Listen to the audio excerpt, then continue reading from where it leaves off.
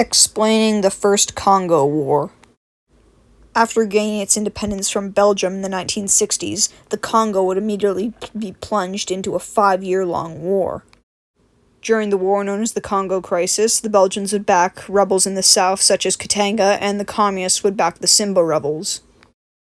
In the end, the American-backed Mobutu Sese Seko would take control of the Congo.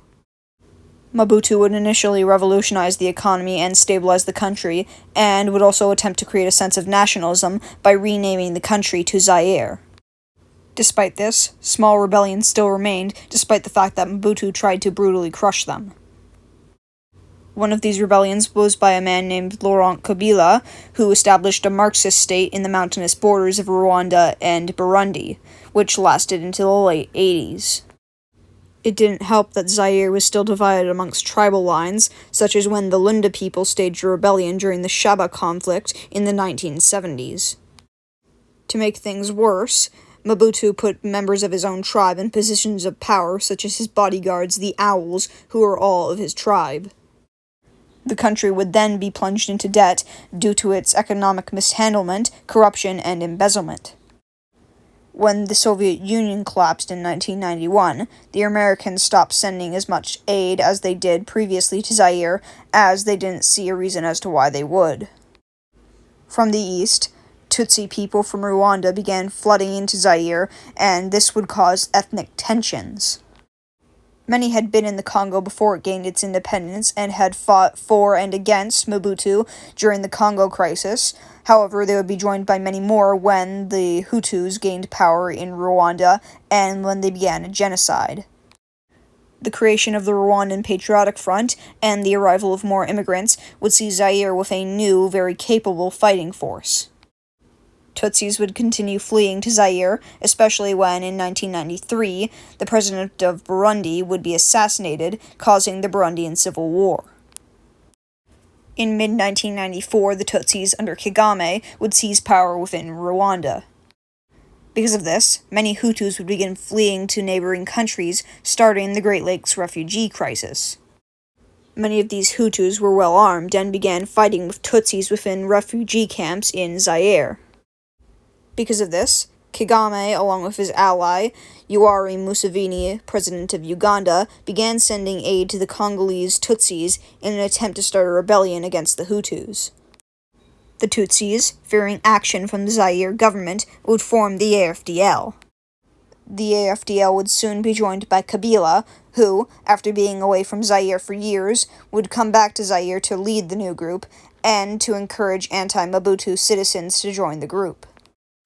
In 1996, Tutsi and AFDL soldiers would finally engage with Zairean troops, starting the First Congo War.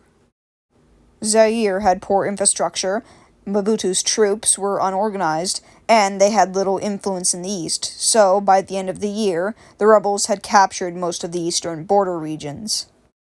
However, the rebels would stop along the way to burn down refugee camps that were believed to house Hutus that participated in the Rwandan genocide.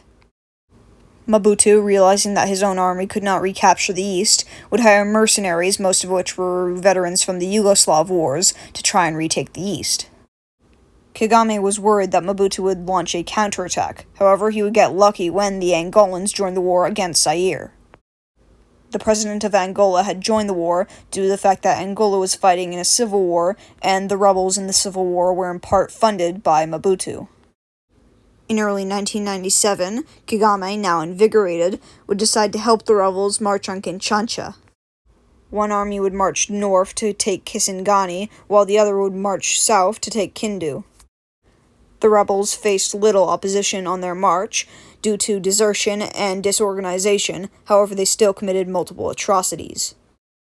The international community would attempt to make peace, however this would be ignored by the rebels, and by that point Mobutu had little international support. By April of 1997, both Kananga and Lubumbashi had been captured by the rebels. By early May, not only the rebels but the Angolans were making a push on the capital. On the 16th of May, Mobutu would flee the country just before Kabila and the rebels made it to Kinshasa.